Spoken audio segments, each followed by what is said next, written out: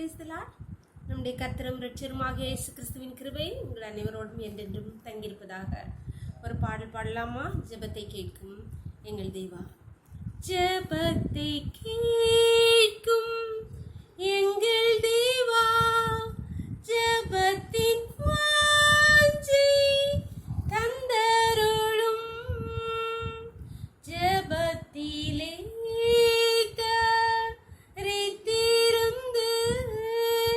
ஜெபத்தின் மேன்மை காணச் செய்யும். ஜெபமே ஜீவன், ஜெபம் ஜெயம், ஜீவியத்திற்கு இதுவே சட்டம். ஜெபமே ஜீவன், ஜெபம் ஜெயம்,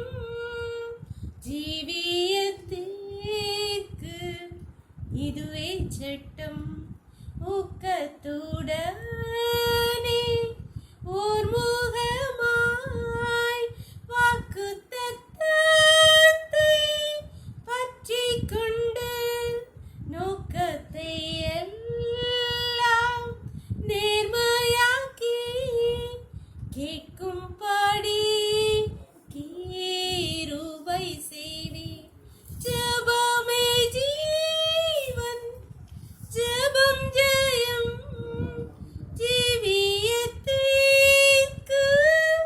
இதுவே சட்டம்.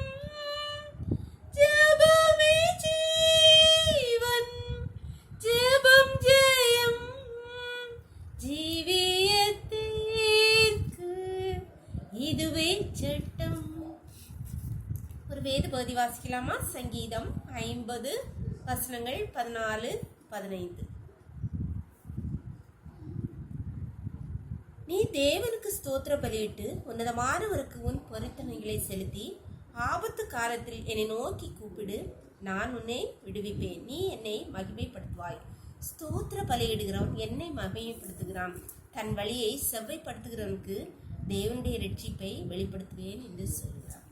இந்த வசனம், நான் சிறு வயதிலிருந்தே ஆபத்து காலத்தில் என்னை நோக்கி கூப்பிடு, நான் உன்னை விடுவிப்பேன் என்று நம்ம எல்லாரும் படித்த வசனம். ஆனால் அந்த வசனத்துக்கு முந்தைய வசனத்திலே இன்னொன்று கூட சொல்லப்பட்டிருக்கு. உன் தேவனாகிய கர்த்தருக்கு ஸ்தோத்திர பலியிட்டு பொருத்தனை பண்ணி நீ ஜெபம் பண்ணும் போது ஆபத்து காலத்தில் என்னை நோக்கி கூப்பிடு, நான் உன்னை விடுவிப்பேன். அதே அதிகாரம் கடைசி வசனத்திலே ஸ்தோத்திர பலியிடுகிறவன் என்னை மகிமைப்படுத்துகிறான், தன் வழியை செவ்வைப்படுத்துகிறவனுக்கு நான் என் ரட்சிப்பை வெளிப்படுத்துவேன் என்று சொல்லுது. ஆமாம், நாம் வெறும் வார்த்தைகளால் ஜெபம் பண்ணி மட்டும் ஆபத்து காலத்தில் கத்தாவைன்னு கூப்பிட்டா கடவுள் கேட்க மாட்டார். என்ன சொல்கிறான்? நாம் நம்ம வழியை செவ்வைப்படுத்தி தேவனை நோக்கி பொருத்தனை பண்ணி ஸ்தோத்திர பலிட்டுக்கு. அவர் நம்முடைய தகப்பன் தான், ஆனாலும் அவர் தேவன். நான் தேவனானால் என் கனம் எங்கே என்று கேட்கிறார். அப்படியானால் நாம் அவரை துதிக்க வேண்டியது, அவரை கனப்படுத்த வேண்டியது. ஒரு அற்பமான இந்த உலகத்திலே காண்கிற அதிகாரிகளுக்கு முன்பாக நம்மளை தாழ்த்தி எவ்வாறு அவர்களுக்கு கனம் பண்ணுகிறோம், அவர்களை ரெஸ்பெக்ட் கொடுக்குறோம், அதே போல சர்வலோகத்தையும் படைத்த தேவாதி தேவனை எவ்விதமாய் கனம் வேண்டியது அவசியம் நம்முடைய நீதியமாக இருக்கிறது. ஆகையால் ஆபத்து காலத்தில் நம்ம விண்ணப்பங்களை கடவுளுக்கு முன்பாக செலுத்துறதுக்கு முன்பாக நாம் அவரை கனப்படுத்த வேண்டியது, அவருக்கு ஸ்தோத்திர பலியிட வேண்டியது அவசியம். அப்பொழுது நம் விண்ணப்பத்தை அவர் கேட்பார். ஜெபம் பண்ணலாமா? அப்படி ஸ்தோத்திர பலியிட்டு எங்கள் விண்ணப்பங்களை தேவனுக்கு ஏறுங்கள். கர்த்தர் உங்கள் விண்ணப்பத்தை நிச்சயமாக கேட்பார். ஜெபம் பண்ணும். எங்களை நேசிக்கிற அன்பின் தகப்பனே, நாளை கூட எங்களுக்கு இவாய் தந்தீங்களேப்பா. உடைய கிருபை, உடைய தயவு எங்களோடு கூட இருந்தபடியால் நாங்கள் பிழைச்சிருக்கிறோமப்பா. எப்பொழுதும் கர்த்தாவே, தங்களை ஆபத்துகளில் தங்களுக்கு நேருக்கு முன்பாக இருக்கிற கஷ்டங்களிலே, பாடுகளிலே, பிரச்சனைகளிலே, பலவீனங்களிலே ஆண்டவரே என்ன செய்வென்று தெரியாமல் நோக்கி உமக்கு ஸ்தோத்திர பலியிட்டு துதித்து கனம் பண்ணி தங்கள் வழிகளை செவைப்படுத்தி நோக்கி கூப்பிடுகிற ஒவ்வொரு பிள்ளைகளுடைய விண்ணப்பத்தை நீங்க கேட்டல்வீராக. அப்பா, நான் உன்னை விடுவிப்பேன் சொன்னீங்களப்பா.